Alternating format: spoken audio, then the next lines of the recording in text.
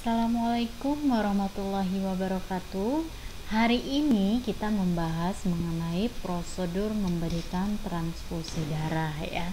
Kemarin kita belajar mengenai transfusi darah dan donor darah ya. Sekarang kita membahas mengenai prosedurnya memberikan transfusi darah. Nih, dalam memberikan transfusi darah itu ada persiapan alat, kemudian persiapan pasien dan langkah-langkah apa yang akan kita lakukan ya. Yang pertama ini ada persiapan alat. Tentunya ada standar infus ya, dimana kalau kita pemasangan transfusi darah itu sama saja dengan kita memasang infus, dia harus ada standar infusnya. Kemudian ada satu botol NaCl ya, jadi NaCl ini fungsinya nanti untuk melarutkan darah sebelum atau sesudah memasukkan darah ya. Kemudian ada daerah yang dibutuhkan sesuai dengan nama dan golongan darah pasien ya. Jadi darah ini harus sesuai dengan nama pasiennya dan golongan darah pasiennya harus sesuai dia. Makanya nanti kita cek nih kantong darahnya sesuai enggak namanya, sesuai tidak golongan darahnya dengan pasiennya ya. Kemudian yang keempat ada transfusi set ya. Jadi beda transfusi set dengan set infus ya, beda ya. Dia lebih besar dia lubangnya kalau transfusi set. Kemudian bila perlu IV kateter atau needle nomor 18 ya. Jadi nomor 18 ini warna hijau, dia lebih besar dia abokatnya ya. Nah, jadi kalau kita belum menginfus pasien kita harus menggunakan kateter nomor 18 ya. Biasanya kalau pasien yang di rumah sakit dia sudah terpasang infusnya, tapi kalau yang kecil infusnya itu biasanya ditukar ya. Kemudian cairan disinfektan ya, jadi kita perlu cairan disinfektan pada saat pemasangan transfusi darah. Kemudian kapas suntik perlu ya, atau kapas alkohol perlu pada saat kita nanti untuk memasang abokat ya. Kemudian plester juga perlu ya. Kemudian turniket ini untuk membendung pada saat kita menginfusnya atau memasang abokatnya. Kemudian perla atas, biasanya kalau perla atas ini nggak terlalu perlu ya, apalagi di rumah sakit nggak ada pakai perla atasnya ya. Kemudian tromol berisi kasa steril ya, atau kom berisi kasa steril. Kemudian tensimeter dan termometer ya. Jadi sebelum dilakukannya transfusi darah, kita harus mentensi dan mengukur suhu tubuh pasien kita terlebih dahulu ya. Kemudian ada formulir khusus atau alat tulis ya. Jadi alat tulis ini sebagai format dokumentasi kita atau mengisi swab kita ya. Nama pasiennya, kemudian golongan darahnya ya, kemudian nomor seri ya. Perlu nih nomor seri pada kantong darahnya ya. Nah, setelah tadi persiapan alat, kita harus mempersiapkan pasiennya dulu nih. Yang pertama kita harus memberitahu atau menginformat concern pasien kita ya, dan menjelaskan kepada pasien dan keluarganya mengenai prosedur yang akan dilakukan. Misalnya seperti ini, Ibu, mohon waktunya sebentar, saya namanya, sebutkanlah nama kalian, ingin memasang transfusi set ya, karena HB ibunya sekian, jadi harus dilakukan transfusi darah seperti itu. Jadi kalian harus informed consent terlebih dahulu kepada pasiennya ya. Kemudian memasang tabir tempat tidur atau sampiran ini biasanya ya. Oke, ini ada langkah-langkah ya. Jadi pada saat prosedur transfusi darah itu langkah-langkahnya, yang pertama kita sebelum memegang pasien kita mencuci tangan. Sebelum memegang pasien, sebelum memegang alat atau sebelum kontak dengan pasien itu kita harus cuci tangan. Kemudian kita mengatur posisi pasien, kita aturlah posisi pasien dengan nyaman ya. Kemudian kita harus mengobservasi tensi, harus kita tensi dulu pasiennya ya. Jadi pasien itu harus keadaan tensinya normal, tidak boleh tensinya tinggi. Kemudian suhunya harus normal ya, tidak boleh juga tinggi. Ini TTV-nya harus normal semuanya. Kemudian kita harus memasang NaCl ya. Ini NaCl harus kita pasang terlebih dahulu sebelum kita memasukkan darahnya.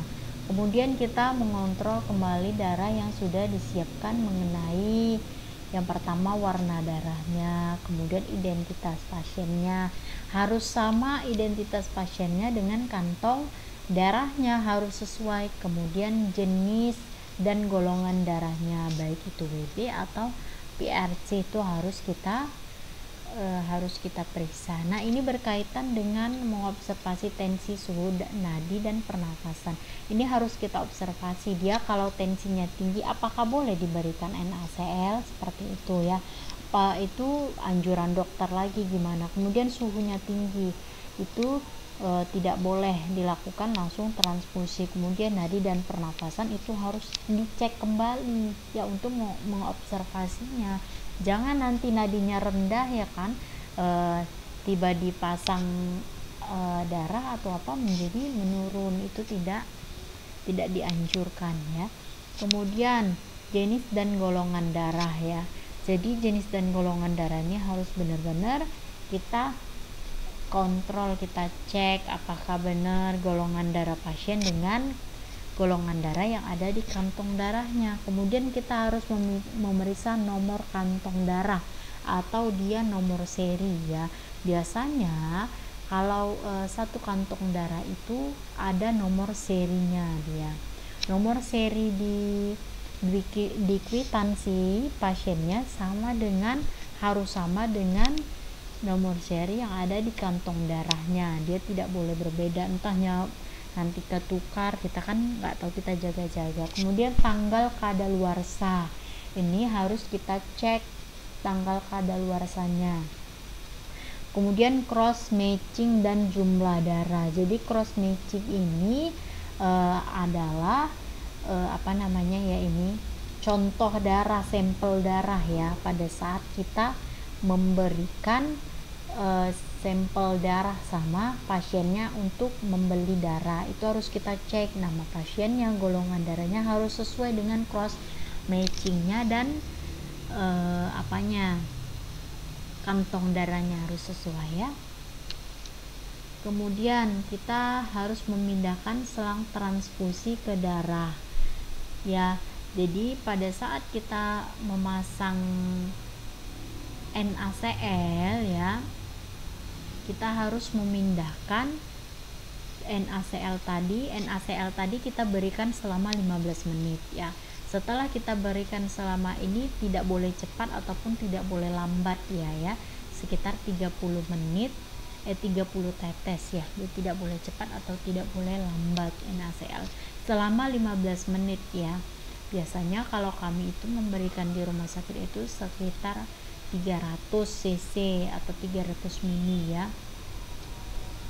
Nah, jadi setelah kita berikan NaCl selama 15 menit ya, kemudian kita ganti NaCl tadi menjadi satu kantong darah tadi ya kan. Kemudian kita aturlah tetesan darahnya. Tidak boleh tetesannya terlalu cepat ataupun terlalu lambat. Biasanya kami itu di rumah sakit memberikannya 40 tetes per 40 tetes ya. Nah, ini pemberian darah tidak boleh lebih dari 4 jam dia ya. Kemudian setelah kita tindakan memberikan mengatur tetesan infusnya, kita cuci tangan kembali. Sesudah memegang pasien, sesudah kontak langsung dengan pasien, kita harus mencuci tangan. Sebelum dan sesudah kita harus mencuci tangan. Kemudian kita, setelah kita mencuci tangan, kita mencatat dalam formulir khusus ya. Jadi ada formulir khusus dia kalau di rumah sakit itu ya.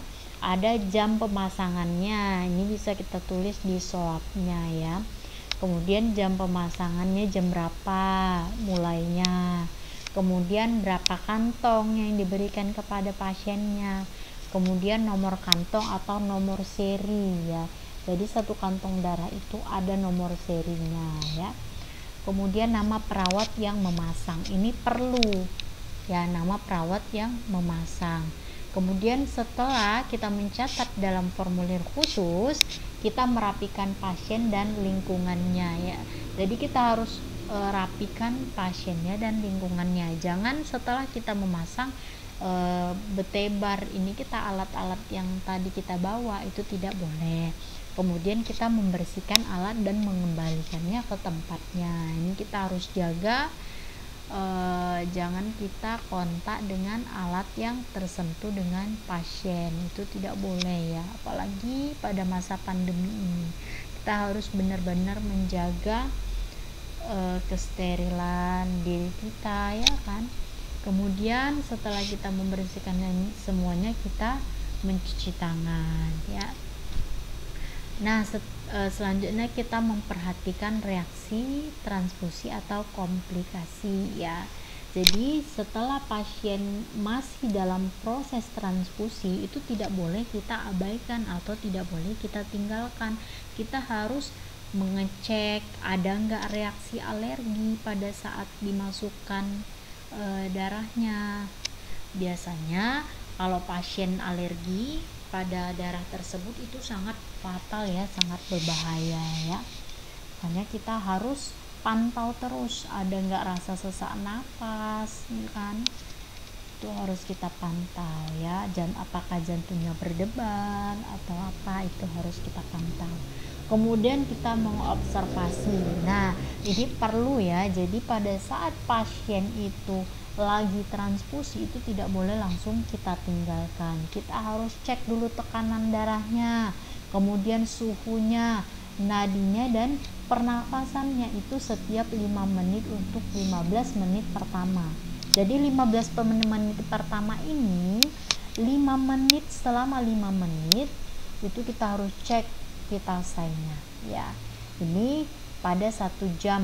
Nah, jadi pada 1 jam berikutnya ya, itu baru kita cek selama 15 menit ya. Pada jam 15 menit pertama itu selama 5 menit kita cek vitalsign-nya. Nah, 1 jam berikutnya baru kita cek kembali selama 15 menit ya. Jadi harus kita cek setiap selanjutnya selama 1 jam berikutnya. Nah, 1 jam berikutnya lagi itu harus kita cek selama 1 jam sampai transfusinya selesai ya. Yang pertama kita cek 15 menit pertama itu selama 5 menit ya. Kemudian 1 jam berikutnya kita harus cek lagi selama 15 menit. Nah, kemudian dan seterusnya kita cek setiap 1 jam sampai transfusinya selesai ya. Nih sikap ya, jadi pada saat transfusi darah kita harus berhati-hati ya, harus hati-hati, harus kita cek benar-benar apakah sama kantong darahnya dengan golongan darah pasiennya, baik itu namanya, golongan darahnya, kadaluarsanya, kemudian apalagi tadi nomor serinya itu harus sama ya. Itu biasanya ada di kwitansi pembeliannya juga, itu harus sama.